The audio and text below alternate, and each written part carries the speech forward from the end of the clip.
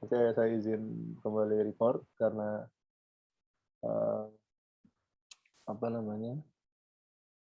eh Siapa nih yang mau duluan kira-kira?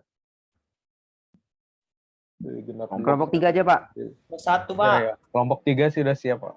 Ya, Pak. Sudah siap, Pak. 3, sip, silakan. Oke, saya Silakan Jubir. izin share screen ya, Pak. Screen. Ya, Oke, kelihatan nggak nih, Pak? sip. Oke, saya present ya. Ya, kami dari kelompok 3 itu tadi kan tugas dari Bapak itu apa aja sih dapat merusak atau mengganggu jalannya diskusi atau wawancara. Ya. Nah, ini kami dari kelompok 3, ya hal-hal yang perlu dihindari dalam diskusi atau wawancara. Kelompok kami mendapatkan beberapa poin dalam Ntar, diskusi. jangan buru-buru, ntar. Oh, maaf, Pak. Orang-orangnya siapa-siapa aja kok, nggak ada. Oh iya, tadi lupa dimasukin, Pak. Tapi masih ingat nggak kelompoknya siapa-siapa? Pokoknya ada Wina, ada Vina Anggreni, ada Ayo, Rifki. coba siapa yang masih ingat silakan di list ya, nanti diperbaiki apa namanya slide ya. Silakan. Ya, atau mungkin dari kelompok 3 sendiri bisa ketik di chat aja mungkin. Siapa aja dari kelompok 3 ya, Pak? Ya, kalian yang ini kan nanti diperbaiki. Oke. Sambil jalan. Kelompok 3. Nanti saya kumpul juga ya, Pak, PowerPoint-nya ini, Pak. Iya, dikumpul nanti. Makanya saya bilang kan harus ada tulen. Oh, oke, Pak. Oke, ya, silakan. Jadi, hal-hal yang perlu dihindari dalam diskusi atau wawancara, kelompok kami mendapatkan beberapa poin dalam diskusi kami, yakni. Nah, tapi sebelum itu kita bahas dulu sih apa itu diskusi atau wawancara. Menurut KBBI, diskusi itu ialah pertemuan ilmiah untuk bertukar pikiran mengenai suatu masalah. Kemudian, wawancara ialah tanya jawab dengan seseorang yang diperlukan untuk dimintai keterangan atau pendapatnya mengenai suatu hal. Nah, kita langsung aja masuk dalam poin-poin yang tadi sudah kami dapatkan. Yang pertama itu datang terlambat dan tak memberi kabar. Hal ini sangatlah membuang waktu dan menyebalkan bagi sang pewawancara ataupun narasumber. Apalagi kalau kita merasakan kita sebagai pewawancara narasumber itu datang telat dan tak memberi kabar. Seakan-akan di ghosting gitu. Nah, itu pasti hal yang tidak enak banget. Bawaannya kan tiap orang kan punya kegiatan masing-masing dan nanti diskusi akan berjalan terburu-buru gitu, Pak. Oke. Kemudian pribadi pewawancara atau narasumber secara berlebihan. Hal ini membuat narasumber tak nyaman sebab menyinggung dengan kehidupan pribadi sang narasumber. Jadi di dalam diskusi atau wawancara itu sang pewawancara tidak boleh menanyakan tentang siapa sih narasumber ini secara berlebihan. Mungkin kalau kita menanyakan latar belakangnya oke, tetapi kalau misalnya kita sudah nanyain tentang keluarganya, mungkin yang sesuatu hal yang di luar daripada wawancara kita, itu sepertinya tidak diperlukan. Kemudian yang ketiga, menanyakan pertanyaan yang terlalu umum. Wawancara sendiri dilakukan guna mendapatkan informasi atau pemikiran yang cukup spesifik. Jadi pertanyaan-pertanyaan yang terlalu umum itu sebaiknya dihindari karena dapat menyebabkan panjangnya wawancara. Kemudian narasumber itu tidak boleh bercerita tentang dirinya secara berlebihan. Terkadang ada tuh narasumber yang dapat bercerita tentang dirinya, tetapi secara berlebihan dan panjang banget, yang akan menambah durasi wawancara. Dan ini juga berdampak kepada informasi yang nantinya didapatkan, nanti itu akan membludak, sehingga akan membingungkan bagi pendengar dan pewawancara, dan juga akan menambah durasi wawancara, sehingga wawancara itu menjadi lebih lama dan membosankan. Kemudian yang kelima, pembicaraan yang seenaknya atau cuek dan memotong pembicaraan dari lawan bicara. Tentunya di dalam pertukaran pikiran atau wawancara ataupun diskusi tetap ada etika yang perlu diterapkan. Yang jika tidak dilakukan dapat menghambat jalannya diskusi. Seperti ketika narasumber menyampaikan menyampaikan pendapatnya, tetapi langsung dipotong tuh sama pewawancara, itu sangat tidak sopan dan bisa menjadi suatu ajang debat di dalam wawancara tersebut. Niatnya kan mendapat informasi, tapi kok malah debat. Nah, oke. Lanjut. Nah, keluar dari tema atau goals yang sudah direncanakan. Tentunya ketika kita menginginkan suatu diskusi, kita perlu menentukan tema. Kita sudah tahu apa saja yang mungkin dapat menjadi inti dari wawancara tersebut. Nah, ketika pembicara sudah menyimpang, maka informasi yang didapatkan menjadi bias, tidak jelas. Kemudian, yang ketujuh, perlu diperhatikannya emosi dan intonasi bicara saat percakapan. Jangan menggunakan emosi dan intonasi bicara yang tidak diperlukan, sebab dapat membuat lawan bicara merasa tidak enak dan tidak aman. Seperti dihakimi mungkin, atau emosinya marah, atau intonasi yang cukup terlalu keras, sehingga membuat pembicara tidak merasa enak dan nyaman. Kemudian tidak melakukan briefing. Seringkali narasumber tidak menjawab pertanyaan secara tepat dengan apa yang wawancarkan, sehingga diperlukan pertanyaan lainnya. Nah, ini seperti contohnya ketika pertanyaan itu tidak diberikan kepada narasumber, maka bisa terjadi si narasumber ini nggak menjawab pertanyaan seperti yang diharapkan, sehingga pewawancara ini harus memberikan pertanyaan lanjutan untuk menggali informasi yang diinginkan. Kemudian ke-9, hindari sikap yang seakan-akan mengajar. Pewawancara tidak boleh menasihati pihak narasumber. Begitu pula sebaliknya. Narasumber boleh memberikan tips dan saran, tetapi tidak boleh dengan cara yang memaksa. Narasumber tidak boleh memberikan dan trik yang menurut dia, karena itu kepada dirinya, maka dia menyampaikan kepada orang lain, tetapi tidak dipaksakan harus dengan cara kamu harus begini, harus begitu, tidak bisa seperti itu. Kemudian jaringan yang stabil. Apabila wawancara dilakukan secara jarak jauh, maka koneksi internet perlu yang stabil, sehingga pertanyaan dan jawaban dapat disampaikan secara utuh. Mungkin kita bisa sering lihat di berita-berita itu bahwa terkadang ada gangguan teknis sehingga tidak jadi pertanyaan itu disampaikan, dan jawaban dari narasumber itu tidak dapat disampaikan. Pertanyaan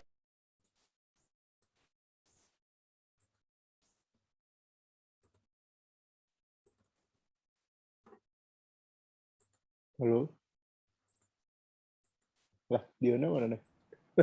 Hilang, Pak, menghilang. Kita keluar kayaknya, Pak. keluar Ya, Pak tadi. jaringannya. Mohon maaf Pak. Oh iya, Iya, Pak. silakan. Nah, tapi mana poin keberapa? Poin keberapa ya rekan-rekan? Saya kasih Poin bicara. 9 tadi. Jaringan. Oke. Ya, 10. Ya, jaringan. Jaringan nggak stabil ya. Ya, 10 ya jaringan. Yoi, betul. Nah, baru bahas jaringan juga nih. Nah, jaringan tak stabil. Apabila wawancara dilakukan secara jarak jauh, maka koneksi internet perlu yang stabil, sehingga pertanyaan dan jawaban dapat disampaikan secara utuh. Nah, seperti tadi ada gangguan teknis tuh. Nah, jadi dari kelompok kami tidak bisa menyampaikan hasil diskusi kami secara utuh tadi, terpotong tadi. Nah, kemudian interaksi yang tak berkelanjutan. Apabila diskusi terhenti dengan terbentuknya kekosongan bicara, akan membuat pendengar mengantuk dan tak fokus. Dan ini juga menyebabkan adanya kecanggungan antara pewawancara dan narasumber. Nanti bisa terjadi tabrakan tuh. Si pewawancara mau ngomong, si narasumber juga mau ngomong. Nah, itu sangat tidak baik karena juga menambah durasi daripada diskusi. Kemudian tidak adanya pemilihan kata. Dalam bertanya perlu kata-kata yang baik sehingga tidak menyinggung lawan bicara. Ini menyangkut tentang emosi dan intonasi tadi ya. Misalnya ada beragam kata-kata yang terlalu tajam atau terlalu kasar, dan sebenarnya bisa diganti dengan kata-kata yang lebih halus dan baik. Yang kemudian ada pertanyaan dan jawaban yang muter-muter. Muter-muter di sini maksudnya tidak to the point. Pertanyaan dan jawaban yang jelas to the point, sehingga pertanyaan dapat diakhiri saat itu juga dan tidak menghasilkan overload informasi atau informasi yang berlebihan. Tidak ada penting bagi pewawancara untuk memberikan lembar-lembar pertanyaan bagi narasumber, sehingga narasumber dapat menyiapkan jawaban terbaik untuk pertanyaan tersebut. Oke, sampai di sini dari kelompok dari hasil diskusi kelompok 3. Oke, Oke, terima kasih buat kelompok 3 dan Aldion yang sudah presentasikannya. Silakan kasih applause online. Ada. Ini bisa applause nggak ya? Bisa ya harusnya. Clap, applause. Oke, mungkin beberapa catatan nanti sekalian ya dengan kelompok ganjil yang lain. Silakan kelompok berapa? Ya, Pak. Satu. Satu. Silakan. Ya, dari kelompok satu Pak, mewakili teman-teman saya di kelompok satu, hal-hal yang tidak boleh dilakukan saat wawancara. Dari hasil pembahasan kelompok kami, mungkin sebenarnya tidak beda jauh dari kelompok 3 tadi yang dijelaskan sama Aldion. Untuk wawancara sendiri yang tidak perlu yang harus dihindari oleh pewawancara saat melakukan wawancara itu membuat pertanyaan yang menjadi sumber kekhawatiran. Kedua, sumber informasi. Yang ketiga, memotong kandidat saat berbicara. Yang keempat, menyinggung hal-hal yang bersifat personal. Terus mempersiapkan kemampuan menangkap dan menjawab pertanyaan. Karena itu sumber kekhawatiran. Bagi pewawancara sebaiknya mempersiapkan pertanyaan-pertanyaan yang tidak menimbulkan kekhawatiran bagi narasumbernya. Pertanyaan yang diberikan pada saat wawancara hendaknya membuat orang yang diwawancara tidak menjadi risih atau tidak nyaman. Dengar nggak suara saya, Pak? Dengar tapi agak kecil sih. Pertanyaan yang bersifat Aman Bon. Tapi aman dilaksanakan. pribadi. Oh ya. Lebih baik dan membuat komunikasi menjadi lebih nyaman. Jadi jangan sebagai pewawancara jangan buat pertanyaan-pertanyaan yang menjadi sumber kekhawatiran. Terus sumber informasi. Peneliti harus pewawancara harus terlebih dahulu memahami bagaimana kondisi dan informasi apa yang ingin ditanyakan. Misalnya ketika informasi tersebut ketika informan tersebut tidak memiliki kepercayaan diri atau tidak menyampaikan dengan benar, jangan pilih dia gitu. Terus tuh memotong kandidat saat berbicara. Hindari untuk melakukan interupsi pada kandidat ketika dia sedang berbicara. Bukan hanya tidak sopan, namun ada kemungkinan terjadi salah paham si kandidat harus mengulang apa yang tadi dikatakan. Karena Anda kandidat yang sedang melakukan online interview, berikan jeda beberapa detik setelah kandidat selesai berbicara. Ini sebenarnya berlaku juga buat pewawancara narasumber, tapi juga menjadi pertimbangan buat pewawancara untuk tidak memotong saat narasumber berbicara dan sebagainya. Kemudian selanjutnya menyinggung hal-hal yang bersifat personal, contoh seperti membicarakan masalah keluarga, agama, ras, dan suku. Karena itu hal-hal yang bersifat sensitif. Kemudian selanjutnya kemampuan menangkap dan menjawab pertanyaan. Ini harus juga dimiliki oleh seorang pewawancara, bagaimana dia menangkap jawaban yang diberikan oleh narasumber, seberapa cepat dia, karena kan narasumber kadang ada berbeda-beda tipe gitu ya, ada yang ngomongnya cepat, ngomongnya lambat, jadi harus harus langsung memberikan konklusi gitu, nggak sebagai seorang pewawancara harus gesit. Terus selanjutnya untuk narasumber dari hasil diskusi kami ada beberapa yang hal-hal yang dipersiapkan bagi narasumber. Yang pertama, jangan sampai tidak mempersiapkan diri, terus bersikap seenaknya atau cuek, terus grogi, terus selanjutnya menceritakan diri secara berlebihan, tidak terlalu lama dalam menjawab pertanyaan, kemudian sombong. Yang pertama itu tidak mempersiapkan diri. Jangan sampai kita sebagai narasumber saat mau diwawancarai tidak ada persiapan diri apa yang mau kita bicarakan, apa yang mau kita jawab. Pasti biasanya kalau kita mau diwawancara itu ada kisi-kisi konteks pembahasan apa yang mau ditanyakan gitu. Jadi harus dipersiapkan apa jawaban yang akan kita jawab nantinya. Terus bersikap seenaknya atau cuek. Hal yang tidak boleh dilakukan pada tahap wawancara adalah bersikap buruk dan terlalu cuek.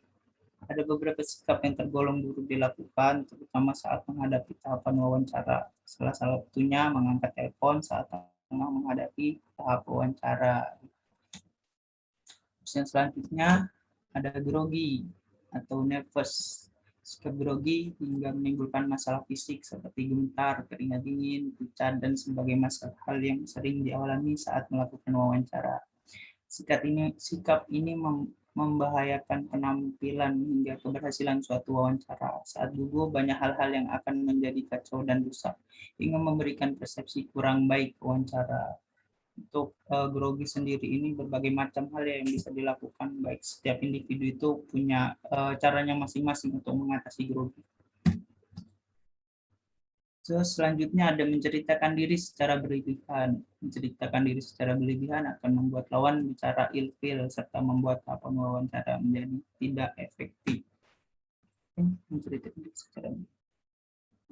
Jadi dalam proses wawancara hendaknya berbicara sesuai dengan konteks apa yang ditanyakan. Ini juga terlalu lama dalam menjawab pertanyaan. Banyak pertanyaan yang ditanyakan oleh pewawancara dengan sengaja terbuka. Namun jika kamu menghabiskan terlalu banyak lama untuk suatu perkataan tertentu, kamu dapat menjauh itu sehingga dapat membuat atasan kamu bingung dengan jawaban kamu. Jadi kalau menjadi seorang narasumber jangan terlalu lama menjawab pertanyaan, jangan kemana-mana jawabannya, karena di sini ada umumnya menjawab pertanyaan itu sekitar 3-4 menit saja. Terus yang terakhir ada percaya sombong. Percaya diri adalah sebuah kunci untuk kesuksesan dalam wawancara atau presentasi apapun. Tapi tampaknya terlalu diri akan membuat wawancara kamu membenci kamu. Tetap rendah hati tentang prestasi kamu, tidak peduli beberapa baik mereka, karena selalu ada orang lain dalam perusahaan yang mencapai lebih dari kamu. Tinggi-tingginya masuk langit, masih ada langit. Itu aja Pak dari kelompok kami, kelompok 1. Terima kasih. Oke, sip. Applause. Clap dulu buat kelompok Ibnu dan kawan-kawan. Oh iya, itu nomor nanti. Nama nimnya dimasukin nanti ya ke PowerPoint ya. Buat yang lain juga. Karena itu sebagai record juga nanti. Nanti saya buat slotnya di MOS. Oke, mungkin catatan buat yang kelompok ganjil, sebenarnya ada hal penting lainnya yang mendistrak diskusi selain beberapa hal tadi. Sebenarnya yang sombong tadi masuk ke hal yang mau saya tambahkan ke kelompoknya Aldion tadi ya. Karena kadang kalau orang berbicara itu sangat-sangat egosentris begitu. Pak, Pokoknya maaf saya Pak, suara Bapak dari tadi kecil Pak. Oh ya, bentar.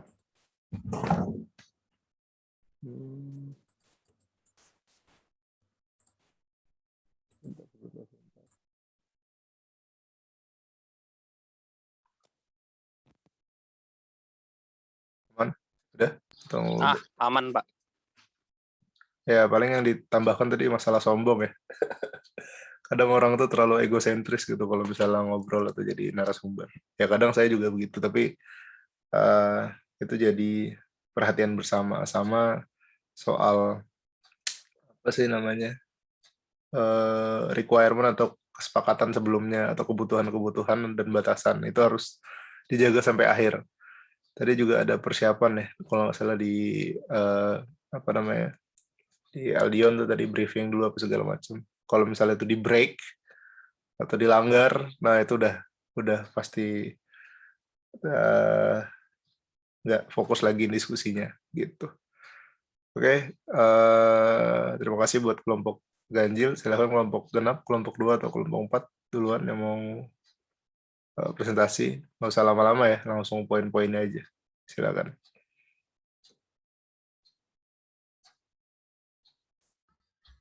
Kelompok 2 Pak. Ya, silakan. Ya, Pak. Siapa jubirnya, siapa? Ari atau Ari Winanto Pak. Oke, sip. Oke, kami dari kelompok 2 Pak. Ya, silakan. Itu hal-hal yang harus dipersiapkan dalam wawancara. Yang pertama yaitu yang perlu diperhatikan adalah membuat jadwal narasumber, yang dimana saat kita ingin meminta jadwal ini adalah penting. kita tidak tahu apakah narasumber itu mengalami sebuah kendala ataupun kesibukan lainnya. Jadi kita harus memperhatikan jadwal dengan narasumber, ataupun kita harus membuat jadwal sendiri dan disetujui oleh kedua belah pihak. Lalu yang kedua ini adalah mempelajari background dari narasumber.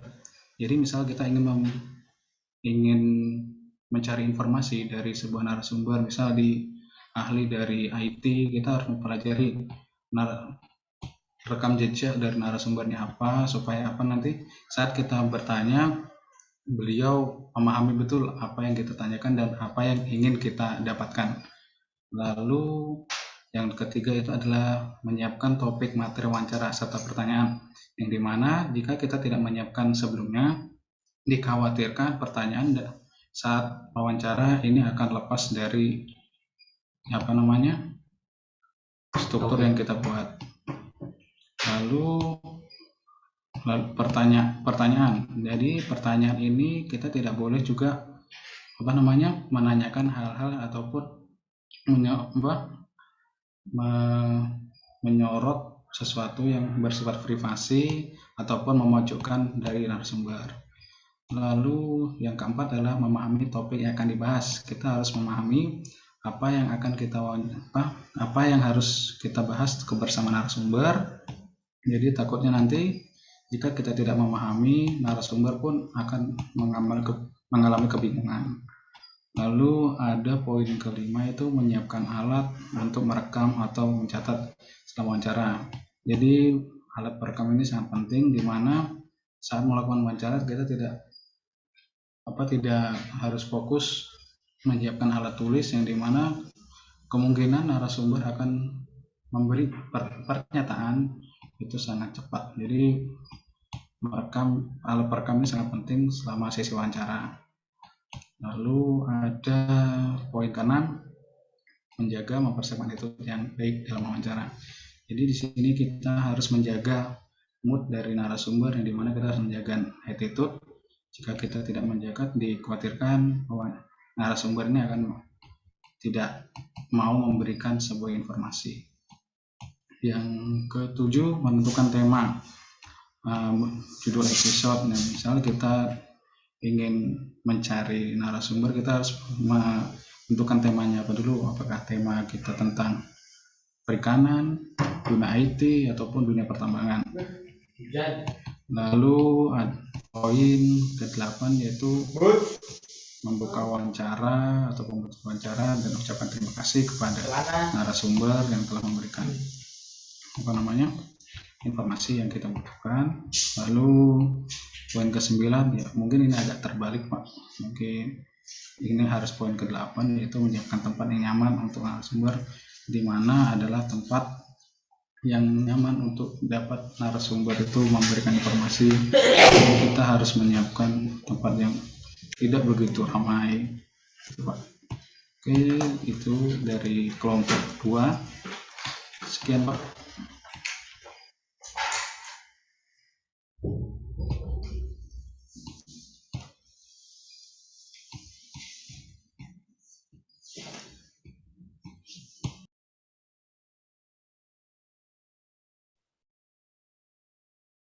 Oke, Rick, gimana Rick? Sudah siap Pak? Sudah selesai Pak? Oke, sip. Kelompok selanjutnya, last but not least, silakan. Nanti sekalian saya komentarin.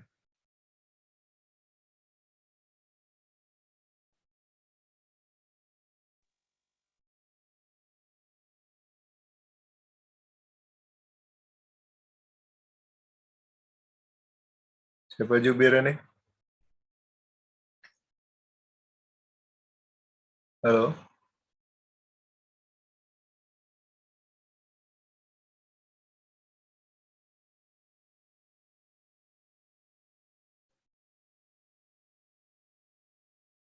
Siapa nih jubirnya nih? Nggak ada suaranya. Udah slide-nya doang nih.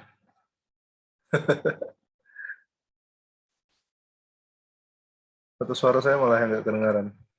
Halo, bentar Pak. Ada kok Pak, aman. Ada. Respon dong kalau ditanya gimana sih kalian. Apa sudah lemas semua gara-gara puasa? Alasan ya. Emang enak SD kalian. Hei, Halo, cek. ya silakan. Oke, Siapa yang mau presentasi? Ayunda. ya, Bang. Oke, silakan Yun.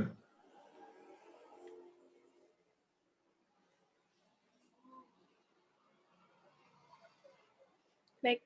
Assalamualaikum warahmatullahi wabarakatuh. Kami dari kelompok 4, sesuai dengan yang Bapak arahkan tadi, kami akan membahas hal-hal serta tahapan yang mungkin dilakukan sebelum melakukan wawancara atau podcast. Oke, yang pertama adalah tentunya kita membuat jadwal dengan narasumber. Pada kegiatan wawancara membuat jadwal atau janji dengan narasumber, nama yang dimana wawancara itu akan dilakukan. Hal ini diperlukan supaya saat kegiatan wawancara atau podcast dilaksanakan tidak ada kendala mulai dari menciptakan atau mengatur waktu, tempat, dan lain sebagainya. Lalu setelah itu yang pasti kita harus cari informasi dulu soal narasumbernya. Gimana latar belakang narasumbernya kerja di mana, maupun kepribadian narasumbernya yang harus kita tahu agar kita dapat bangun chemistry juga sebagai pewawancara sama narasumbernya. Oke, next. Yang ketiga, membuat kerangka podcast. Untuk membuat kerangka podcast sendiri itu biasanya dilakukan saat melakukan wawancara, lalu pewawancara dan narasumbernya mungkin membahas lalu agak jauh dari topik bahasan yang harus dibahas. Jadi kerangka podcast itu dibuat agar topik bahasannya tetap menuju pada topik bahasan utama. Yang keempat, mungkin di PPT agak ada salah susun memilih topik podcast. Ya, topik podcast itu sebelum kita cari narasumber, kita harus tahu dulu topik podcastnya mau apa, lalu saat kita mengundang narasumber, kita harus konfirmasi juga ke narasumber bahwa topik yang akan kami bawakan itu ini, kayak gitu. Lalu untuk memilih topik podcast sendiri itu kita harus bisa juga baca pasar pendengar, harus tahu apa aja hal-hal yang lagi viral atau yang lagi happening saat ini, jadi agar topik podcast, agar podcast sendirinya itu juga bakal menarik perhatian orang-orang banyak buat dengar. Oke, next.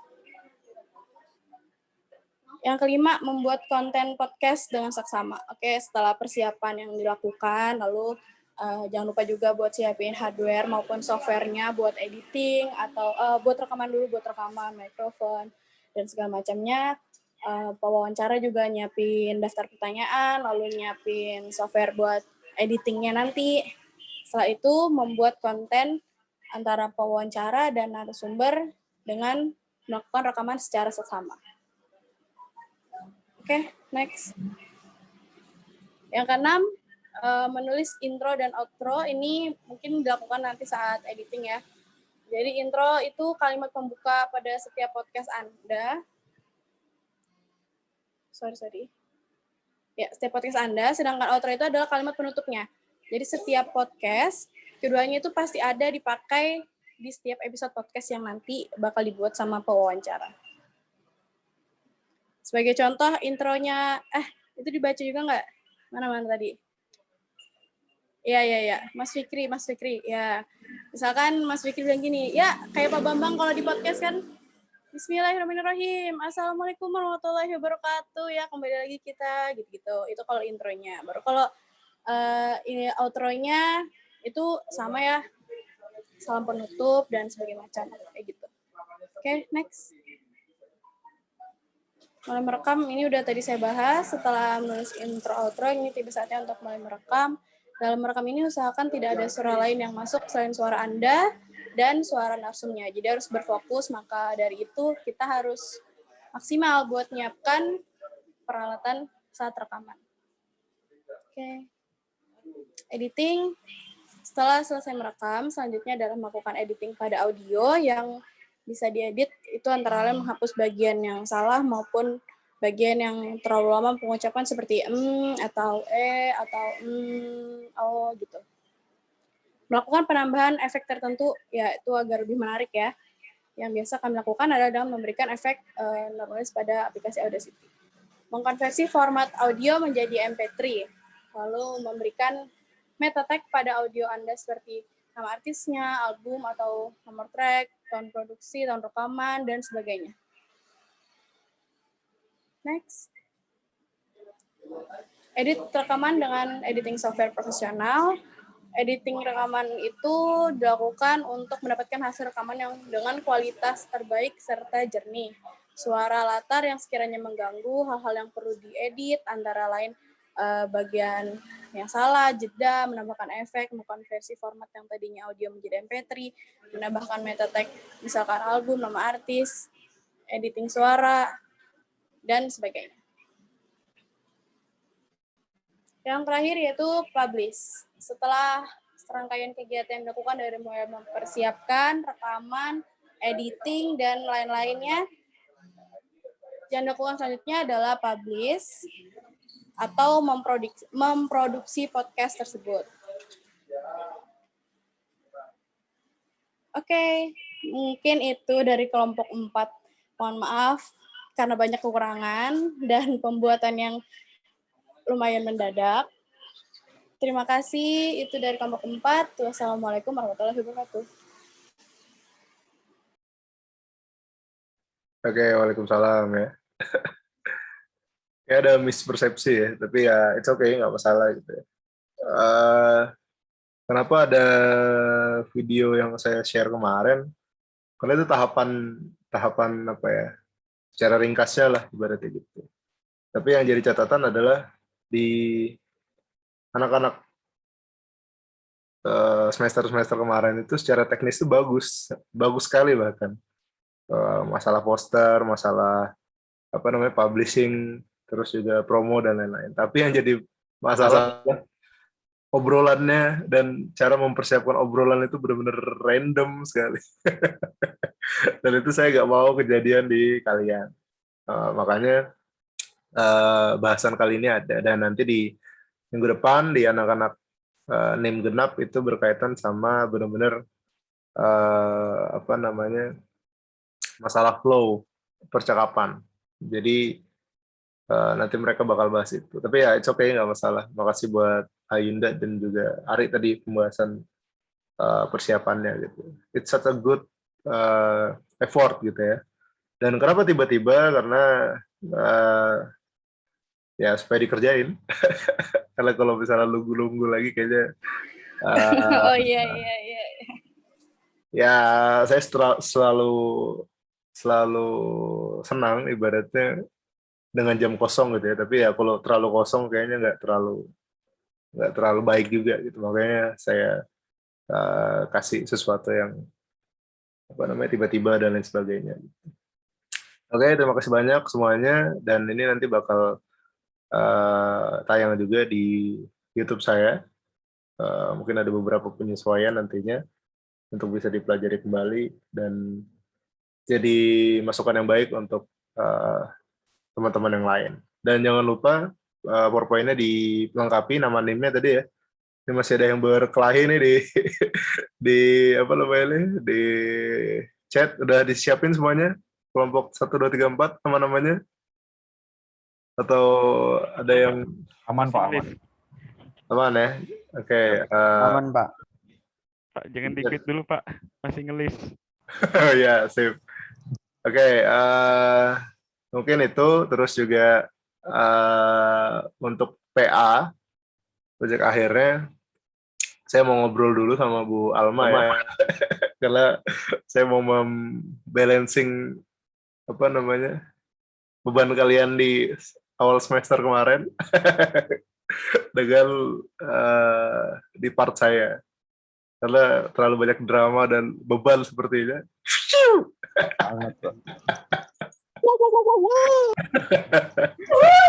Enggak ada Pak. Iya ada. Bohong. Nggak boleh puasa ya bohong ya, jadi silahkan dipendam aja nggak apa-apa. Habis buka baru. Jadi itu, dan yang pastinya harus ada produk yang kalian hasilkan tetap nanti, tapi ya itu tadi distribusi atau portofolionya itu harus rapi sih saya maunya. Walaupun apakah nanti tugasnya baru atau menyesuaikan, tapi yang pasti nanti hampir semua hal yang kalian kerjakan di mata kuliah ini saya minta di list atau di portofolio kan dengan bagus gitu. Dan harus accessible di internet. Jadi orang-orang bisa tahu apa yang kita kerjakan. Begitu. Oke, masih ngelis ya. Terima kasih banyak sudah join. Sangat menyenangkan perkuliahan hari ini. Sehat selalu ya. Sampai ketemu di pertemuan selanjutnya. Saya tutup. Wassalamualaikum warahmatullahi wabarakatuh. Mari. Waalaikumsalam.